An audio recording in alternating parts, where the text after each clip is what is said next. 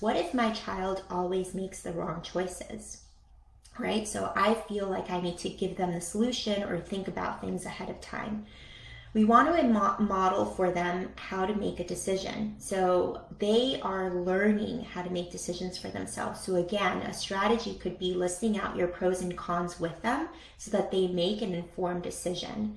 Model for them how you do this for yourself and the steps that you take to kind of discern what's, evaluate what your choices are and what's the right thing to do.